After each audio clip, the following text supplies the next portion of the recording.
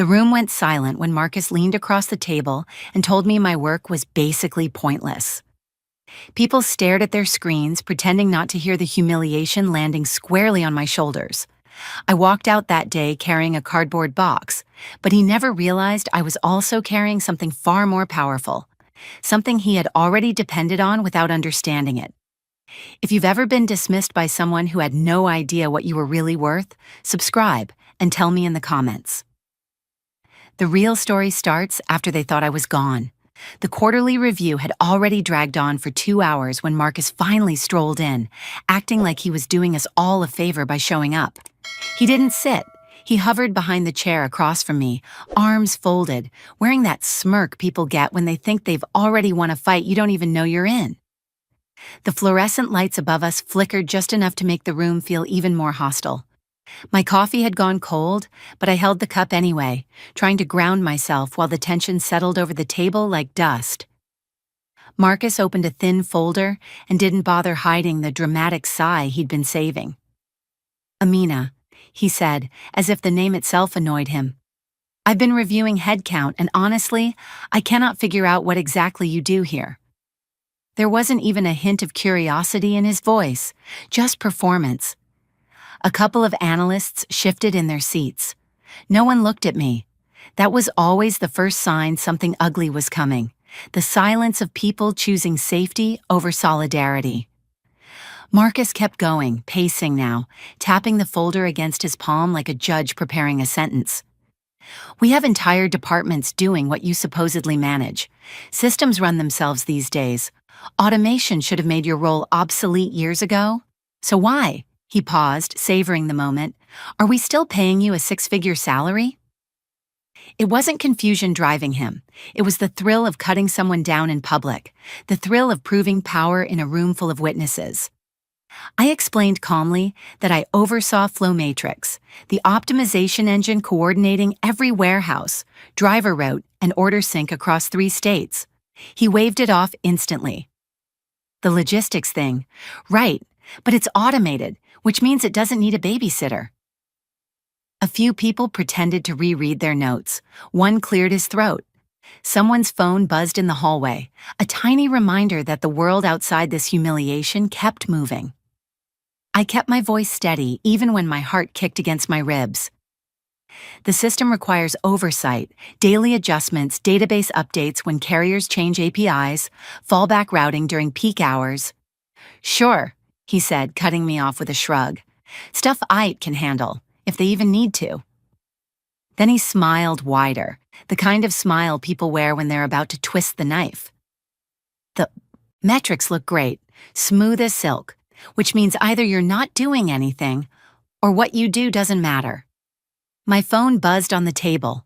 A message preview flashed. "Devin from HR. I'm so sorry. The paperwork just came through." The sting landed first in my stomach, then surged upward, tightening my throat. Marcus straightened his tie like a man ready to deliver a rehearsed monologue. "We're restructuring," he said. "Your position is eliminated effective immediately. Security will escort you out after this meeting." He opened the conference room door as if the discussion were over. "Nothing personal, just business." People stared at their screens harder than before, desperate not to be caught looking at me. That was the moment everything inside me went still. Not broken, just still. Because Marcus had no idea what he'd just touched, no idea what he'd severed, no idea what my removal would trigger. Quietly and inevitably, the moment I walked out of Atlas Flow's doors. Security met me at the doorway before I'd even pushed my chair back. The guard wasn't rude, just apologetic in that tired way people get when they've escorted too many employees out of too many conference rooms. He handed me a cardboard box like it was part of a script he no longer believed in. My co-workers avoided eye contact by suddenly becoming deeply invested in spreadsheets that hadn't mattered 5 minutes earlier. It's strange how fast a place you've given years to can turn into a stage where no one wants to be associated with the person being pushed off it. I walked through Atlas Flow's open office, past the rows of standing desks and fake plants, past the break room where I'd eaten 1,000 rushed lunches, past walls covered in motivational posters about teamwork and innovation that felt like insults now. The humiliation wasn't loud. It was quiet, suffocating, the kind that presses against your ribs from the inside, the kind you feel more than you hear. At my desk, the guard set the box down and stepped back with practiced distance. I packed slowly, deliberately. Framed photos, notebooks filled with diagrams no one else could decipher. A chipped ceramic mug from a warehouse team that once thanked me for saving their workload during a winter storm. My backup drive. A jacket I kept draped over the back of my chair during long nights when deadlines stacked up. Everything personal went into the box. Everything owned by the company stayed exactly where it was. People love to talk about professionalism during terminations, but professionalism evaporates the second someone in power decides you are no longer convenient. My hands didn't shake, but something colder settled in my chest. Not anger, not yet, just clarity. Marcus thought he was eliminating an expense. HR thought they were closing a simple personnel file. What none of them understood was that eliminating my role wasn't just removing a name from a payroll spreadsheet. It was severing the license agreement that kept their entire operational backbone running smoothly. Years ago, when Atlas Flow hired me, I had insisted on adding a specific clause to my contract. A clause small enough to escape attention, but significant enough to protect me if the company ever tried to claim my work as theirs. Flow Matrix, the system they depended on for routing, scheduling, warehouse coordination, and predictive load balancing, did not belong to Atlas Flow. It never had. I had built it long before I ever walked into this company, using my own time, my own hardware, my own frameworks. When they hired me, they didn't buy Flow Matrix. They leased it, conditionally, tied explicitly to my active employment. No employment, no license, no system. And just because Flow Matrix ran quietly didn't mean it ran blindly. I had designed it with a verification trigger, a simple heartbeat mechanism that checked for authentication every morning. A verification only I could provide. A verification that would stop arriving within hours of me leaving this building. But I didn't think about any of that while packing my things. Not consciously. The understanding lived deeper than that, almost instinctual. When Marcus fired me, he thought he'd removed dead weight. He thought he was the one ending something. In reality, he'd started a countdown he didn't even know existed. I signed the last HR form at the front desk, handed over my badge, and stepped outside into the gray Seattle afternoon. The air smelled like rain rolling in from the sound. For the first time that day, I took a real breath. Behind me, Atlas Flow's glass doors closed with a soft hiss. A door shutting on my old life. A door opening on a new one they couldn't control. What they had set in motion would reveal itself soon enough. That first night after leaving Atlas Flow, I didn't do anything dramatic. I didn't scream into a pillow or pace the apartment or draft some long, cathartic email I'd never send. I heated leftover pasta, curled up on my small couch overlooking Elliott Bay, and tried to convince myself that the hollow ache in my chest was just exhaustion.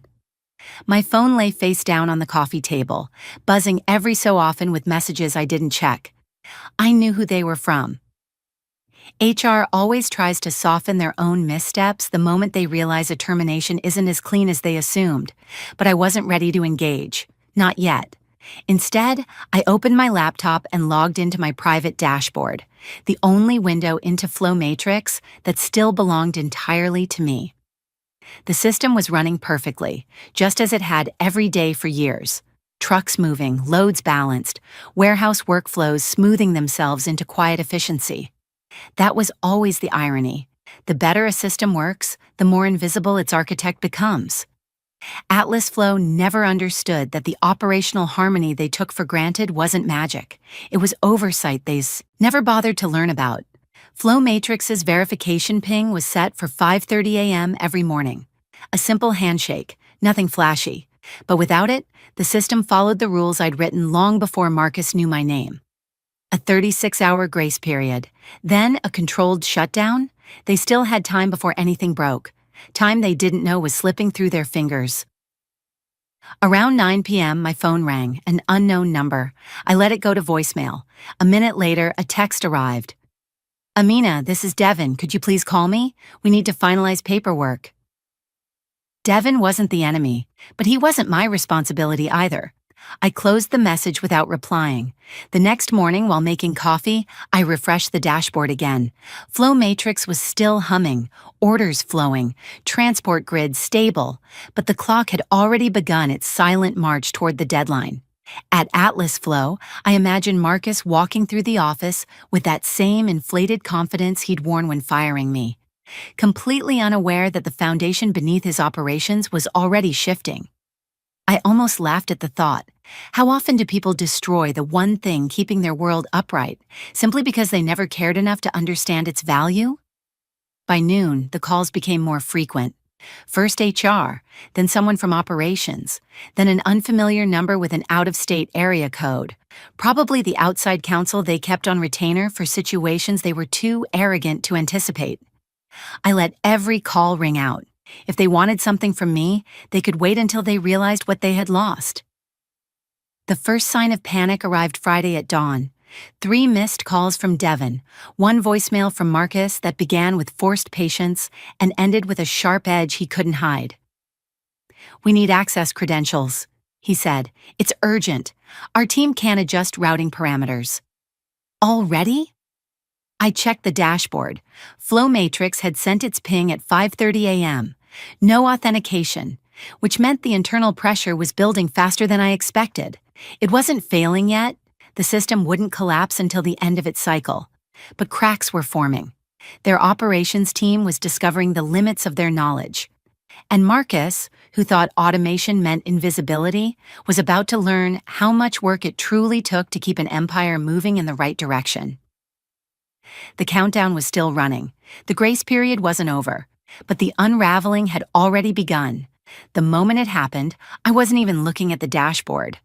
I was out on my balcony, wrapped in a blanket, sipping coffee as the early morning fog drifted in from the bay. The world felt quiet, suspended, as if holding its breath. Then my phone buzzed with such insistence it broke the calm clean in half. First one call, then another, then 3 more stacked on top of each other so quickly the screen froze. I didn't answer a single one. Instead, I set the phone down beside me and finally opened the dashboard I'd been avoiding. Flow Matrix's interface, usually a tapestry of humming logistics activity, was gray. Every operational node dimmed. Every warehouse link offline. Every route planner idle. A single line of text blinked across the top. Authentication failure, system lockdown initiated. That was it. No dramatic alarms, no blinking emergency lights. Just silence, the kind that follows a massive operational heart attack. Flow Matrix had officially shut down at 7:03 a.m., precisely according to the parameters I wrote years ago. I imagined the scene inside Atlas Flow in vivid, painful detail. Managers scrambling to figure out why orders weren't syncing. Supervisors discovering every automated process they relied on had frozen. Drivers sitting beside idling trucks, waiting for routes that would never arrive. Warehouse leads shouting over each other because pallets that should have been on the move were now stacking up with no rhyme or reason. People always say, automation is the future. They never talk about what happens when it stops.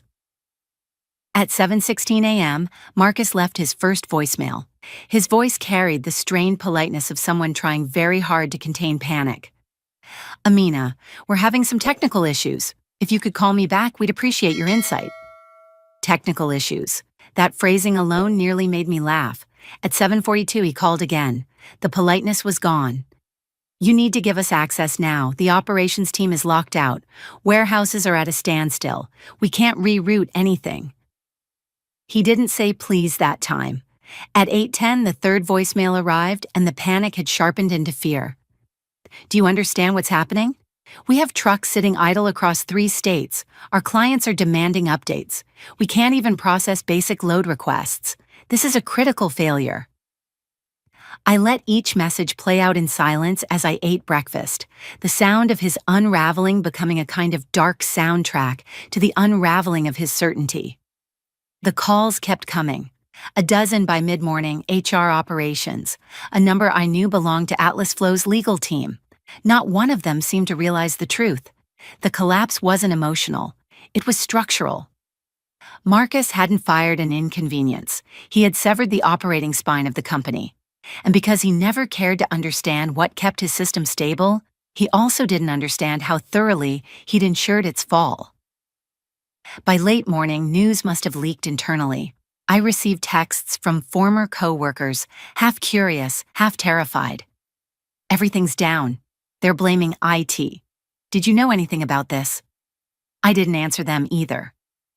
At 11:32 a.m., Marcus tried again, his voice cracking around the edges. Amina, I am begging you to call me. We need this fixed immediately. We're hemorrhaging money. Every hour this continues, we lose more. Begging, the bow. Same man who'd smirked as he told me I didn't matter less than 2 days earlier was now pleading for my help. But this wasn't about revenge. Not really. It was about accountability. Choices have consequences, especially choices made carelessly, arrogantly, and in public. I looked out at the gray water, calm and endless, and finally picked up my phone. Not to call him back, just to listen to the 7th voicemail, the one where his voice finally broke under the weight of what he had done. The collapse was complete, and the reckoning had only begun. By early afternoon, the voicemails had shifted from panic to something closer to desperation, and that was when I knew it was time to take control of the narrative. I waited until the next call came in, Marcus again, his number flashing across my screen like a reminder of everything he still didn't understand, then declined it and sent a brief text. Email only. If he wanted help, he would follow my rules.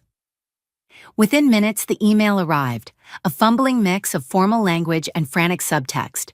We request immediate administrative access to Flow Matrix. Our internal teams are unable to restore functionality. We need your cooperation to prevent further operational disruption. I could almost see him sweating over the keyboard.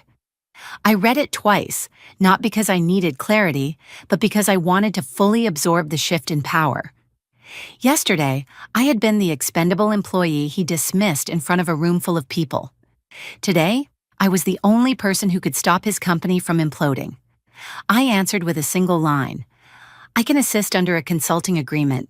My rate is $120,000 paid up front for a temporary 20-day license. No apology, no explanation, no softening. His reply came 4 minutes later, a rambling attempt to negotiate. This figure is far beyond reasonable. Perhaps you could provide read-only access instead. Our team can handle the rest. That line almost made me laugh. Their team couldn't even change a routing table without me. They certainly couldn't revive a locked system. I responded just as simply as before. The fee is not negotiable. And then I closed my laptop, letting the tension do the work for me. As I made tea, my phone buzzed again, this time with an email notification from someone I didn't expect. Jordan Reed, VP of Strategic Operations at Redline Distribution, Atlas Flow's fiercest competitor. He'd seen the quiet update I'd posted the night before. Open to new opportunities. His message was short, confident, deliberate. Amina, we've been hoping for a chance to work with you. If you're available, I'd like to talk. The timing was perfect in a way I couldn't ignore. One company was falling apart because they didn't value me. Another was already extending a hand because they did. I replied immediately. 15 minutes later, Jordan and I were on a call discussing what a transition might look like. He didn't treat Flow Matrix as an afterthought or a cost. He treated it as vision, strategy, the very thing that could catapult Redline ahead of every competitor in the region.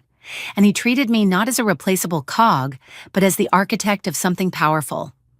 By the time we hung up, he'd asked for a follow-up meeting and hinted at a leadership role. The contrast was almost jarring. Marcus saw me as overhead. Jordan saw me as infrastructure. I returned to my inbox, and as if on cue, another email from Marcus appeared. We accept your terms. Please send documentation and your availability. I stared at the message for a long moment, letting the weight of it settle. Yesterday, he'd tried to erase me. Today, he was ready to pay 6 figures for a fraction of my time. Power had shifted, not by force, not by revenge, but by the consequences of his own arrogance.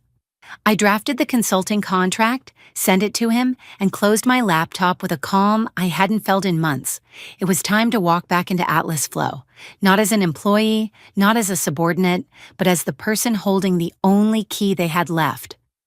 Walking back into Atlas Flow under a consulting contract felt surreal, not because I wanted revenge, but because the contrast between who I had been and who I was now was impossible to ignore. 2 days earlier, Marcus had smirked as he dismissed me like a line item he couldn't justify. Now, when I stepped into the conference room, the same one where he'd announced my elimination, he couldn't meet my eyes. His posture had changed, shoulders tight, voice thin.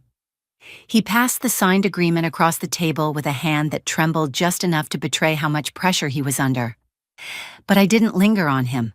I focused on the work, on the task he'd effectively hired me to perform: restore flow matrix, grant temporary access, step away, nothing more.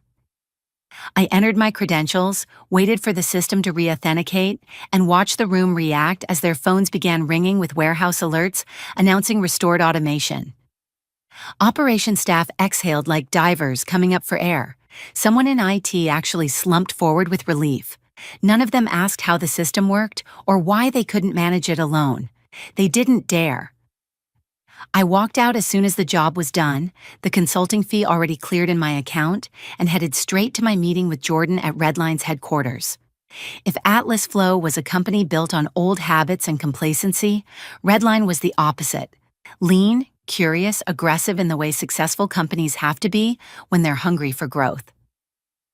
The moment I entered their modern glass office, I felt something shift inside me, a sense of possibility. Jordan didn't waste time with pleasantries. He wanted to know everything about the newest version of Flow Matrix, the ideas I'd never been allowed to build at Atlas Flow, the innovations I'd kept in notebooks because Marcus didn't believe the system. Needed oversight. He saw value where others saw cost, vision where others saw complexity, and he didn't just want Flow Matrix, he wanted me to lead its evolution. Over the following weeks, while Atlas Flow limped along with temporary access to the old system, I began rewriting its successor from scratch. The new architecture, Flow Matrix X, was faster, smarter, more adaptable, built for the future instead of patched together to survive the present. Redline's engineering team treated me as a partner, not an accessory. My ideas weren't questioned out of ego, they were expanded out of respect. Every day I worked on Flow Matrix X, I felt myself reclaiming something Atlas Flow had drained from me slowly over the years: the belief that what I built mattered. Meanwhile, Atlas Flow's operations struggled despite the restored system. Their managers were confused, their clients impatient, and Marcus increasingly frantic as deadlines slipped. They had the software, but they didn't have ownership, and they certainly didn't have understanding. And on the 20th day, right on schedule, the temporary license expired. Flow Matrix shut down again at midnight, quiet and absolute, as if it were simply obeying gravity. Marcus called me within minutes, his voice raw, pleading, offering concessions he would have laughed at a week earlier. But desperation comes fast when a company realizes the person they underestimated is the person they cannot function without. I didn't rush to answer him. My time was no longer theirs to claim. The future I was building had already begun, and this time, I was building it somewhere that actually deserved me. Marcus's voice cracked when he called after the second shutdown, and even through the exhaustion in his tone, I could hear the realization settling in. He had pushed out the one person his company couldn't function without. He offered everything I'd once asked for at Atlas Flow: resources, authority, respect. But offers made out of survival aren't the same as offers made out of belief. I named a rate higher than the first, and though he protested, the truth was undeniable. If Atlas Flow wanted Flow Matrix back, even temporarily, they would pay for it. They did. Another wire transfer hit my account, this one larger, more desperate, stripped of all pride, and I restored the system again just long enough for them to breathe. But even with automation running, their decline had begun. Clients drifted toward Redline, attracted by the early successes of Flow Matrix X. Analysts took notice of the performance gap. Warehouse teams talked. By the time my second consulting term ended, Atlas Flow wasn't negotiating anymore. They were bracing. Marcus tried one last move. He asked to buy Flow Matrix outright. I didn't need to think about it. "It isn't for sale," I said, and meant it. Flow Matrix was never just software. It was the sum of every late night, every idea dismissed, every moment I'd been underestimated. Selling it to the man who didn't believe in it, or me, would have been the real betrayal. Atlas Flow declined to renew the license again, and without guidance, without understanding, without respect for the system that kept them afloat, they collapsed into manual operations. Red lines surged ahead. I became VP of Infrastructure Innovation, leading a team that saw the value in every detail I shaped.